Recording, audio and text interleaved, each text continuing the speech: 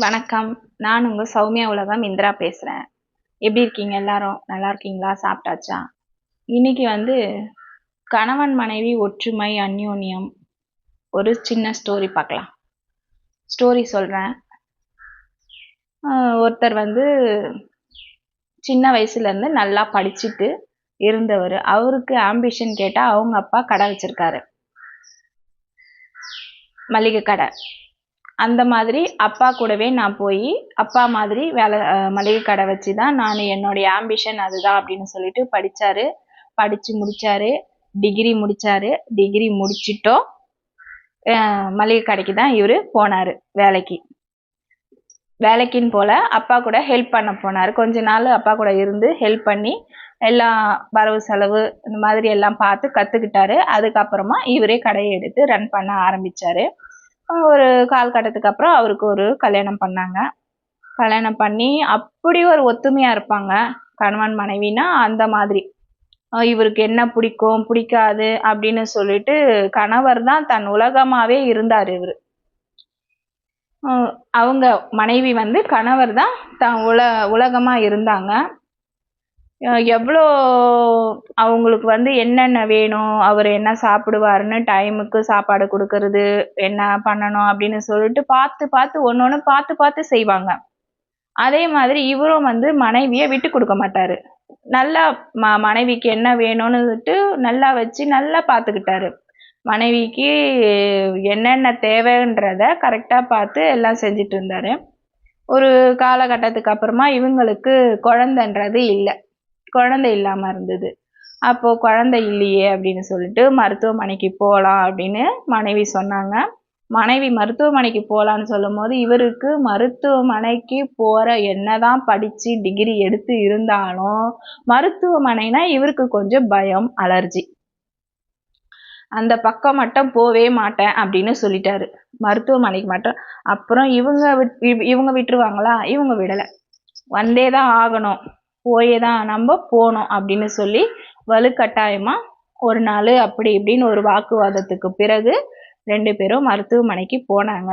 மருத்துவமனைக்கு போயிட்டு வந்ததுக்கு அப்புறமா மனைவிக்கு தான் பிரச்சனை இருக்கு அப்படின்றது, அவங்களால குழந்தைய பெற்றெடுக்க முடியாதுன்றது தெரிய வந்துருச்சு. அது தெரிய வந்ததுக்கு அப்புறமா அவர் என்ன பண்ணாரு, அவங்கள இன்னும் நல்லா கவனிக்க ஆரம்பிச்சிட்டாரு. எங்கள் கோயிலுக்கு போகிறது, அவங்க போகாத கோவில் கிடையாது, எங்கே வேணாலும் போகிறது, எதுனா ஒரு ஃபங்க்ஷனு ஏதாவதுன்னா கூட்டிகிட்டு போகிறது, ட்ரெஸ் எடுத்து கொடுக்கறது, நகை எடுத்து கொடுக்கறது, மனைவியை அவ்வளோ சந்தோஷமாக ஹாப்பியாக வச்சுக்கிட்டாரு. அந்த குழந்தை இல்லைன்ற அந்த ஒரு ஏக்கம் இல்லாமல் 2 பேரும் இருக்கணும்னு சொல்லிட்டு மாற்றி மாற்றி ஒருத்தருக்கு ஒருத்தர் விட்டு கொடுத்து போகணும் அப்படின்னு சொல்லிட்டு எவ்வளவோ ஒத்துமையாக இருந்தாங்க. கடையும் மேலும் இவங்களுக்கு ஒரு கடைன்றது 2 கடையாச்சு, 2 கடை 3 கடையாச்சு. இவரும் நல்லா வளர்ச்சி அடைஞ்சிட்டு தான் வந்தார். ஒரு காலகட்டத்தில் இவருக்கு சுகர் வந்துருச்சு. இவருக்கு ரத்த தானம் கொடுக்குற பழக்கம் இருக்கு. ரத்த தானம் கொடுத்துட்டு வருவார். இவர் தம்பி ஒரு ஆக்சிடெண்ட்ல இறந்துட்டாரு. அப்போ அந்த டைமில் ரத்தம் கிடைக்கல, அவர் தம்பிக்கு யாரும் கொடுக்க முன் வரல, அந்த பிளட் குரூப்பு அவருக்கு கிடைக்கல. அதனால் இவர் அந்த ரத்த தானம் கொடுக்கறத மட்டும், நம்ம தம்பியோட உயிர் ரத்தம் இல்லாமல் தானே போச்சு, அதனால் நம்ம கொடுக்கணுன்ற அந்த ஒரு மைண்ட் செட்டில் இருந்தார். ரத்த தானம் கொடுத்துடுவார். அப்படி கொடுக்கும்போது ஒரு வாட்டி மருத்துவர் இவருடைய ரத்தத்தை பரிசோதனை பண்ணும்போது இவருக்கு சுகர் இருக்குன்னு தெரிய வந்துருச்சு. சுகர் இருக்கு அப்படின்னு தெரிய வந்த உடனே இவர் அங்கே சொல்லிட்டு ஓகே நான் பார்த்துக்கிறேன்னு சொல்லிட்டு வந்துட்டாரு. வீட்டுக்கு மனைவிக்கிட்டேயும் சொல்லலை, இந்த மாதிரி கொடுத்தேன், சுகர் இருக்குன்னு சொல்லியிருக்காங்க அப்படின்னு சொல்லிட்டு மனைவிக்கிட்ட சொல்லலை. இவர் சைலண்ட்டாக இருந்துட்டாரு. இவருக்கு பார்த்துக்கலாம், சுகர் தானே, நம்ம வாக்கிங் போய்க்கலாம், ஒரு வாரத்துக்கு பாவக்காய் ஒரு 4 வாட்டி எடுத்துக்கிட்டா இனிப்புக்கு கசப்பு சாப்பிட்டா சரியா போயிடும் அப்படின்னு சொல்லி இவரே ஒரு இது பண்ணி மருத்துவமனைக்கு போகாமல் பார்த்துக்கலாம் அப்படின்னு சொல்லிட்டு இவர் இருந்துட்டாரு. மனைவிக்கு இது சுத்தமாக தெரியாது, இவருக்கு இந்த பிரச்சனை இருக்குன்னு சொல்லிட்டு. அவங்க எப்பயும் போல இருந்திருக்காங்க. அப்போ ஒரு நாள் வெளியில் போகலாம், அப்படியே கொஞ்ச நாள் அடைவில் இப்படி இருந்திருக்கிறாங்க. அப்புறம் இவருக்கு லைட்டாக தலை சுத்தல் இந்த மாதிரி பிரச்சனைங்க, சின்ன சின்ன பிரச்சனைங்க இருந்துட்டு தான் இருந்திருக்கு. ஆனால் இவர் அதெல்லாம் பொருட்படுத்தலை. பெருசாவும் காட்டல. ஒரு நாள் 2 பேரும் வெளியில போகணும்னு கிளம்பியிருக்காங்க. இவரு மனைவி கிட்ட சொல்லிட்டு, நான் கடைக்கு 9 மணிக்கு போயிட்டு 10 மணிக்கு வந்துடுறேன், 2 பேரும் சேர்ந்து போகலாம் அப்படின்னு மனைவி கிட்ட சொல்லிட்டு இவர் கிளம்புறாரு.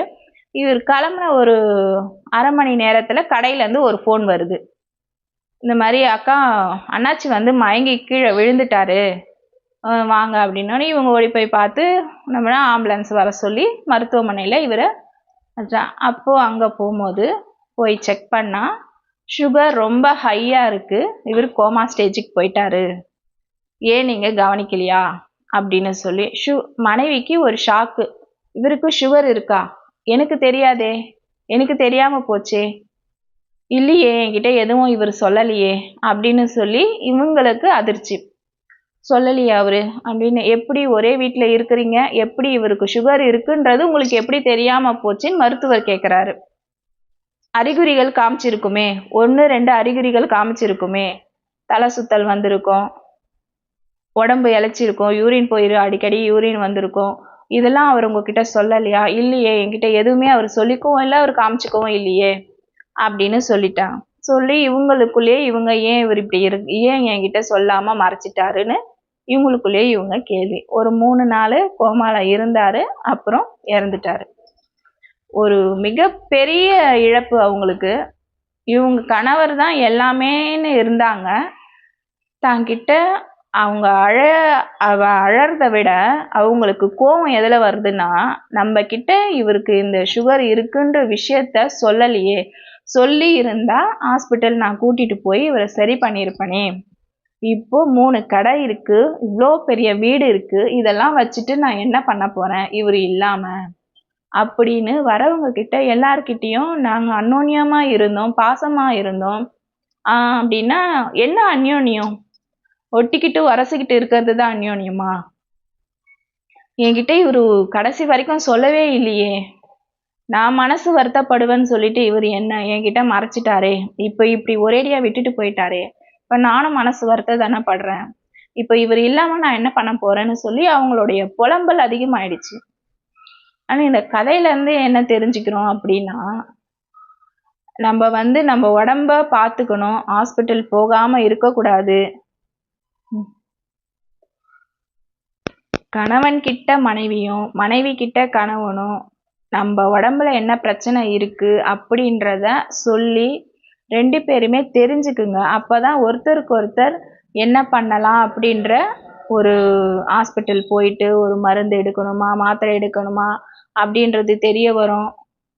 யார்கிட்டயாவது ஒரு கடன் கொடுத்துருக்குறீங்க, அவங்க கிட்ட இருந்து ரிட்டர்ன் வாங்கணும், இல்ல அவங்களுக்கு நம்ம கொடுக்க வேண்டியதா இருக்கும். அந்த மாதிரி எந்த ஒரு ஒளிவு மறைவும் இல்லாம எல்லாத்தையுமே தெரிஞ்சு வச்சுக்கணும். கணவனா இருந்தாலும் சரி, மனைவியா இருந்தாலும் சரி. அந்யோன்யம்னா இதுதான் நினைக்கிறேன். தேங்க்யூ.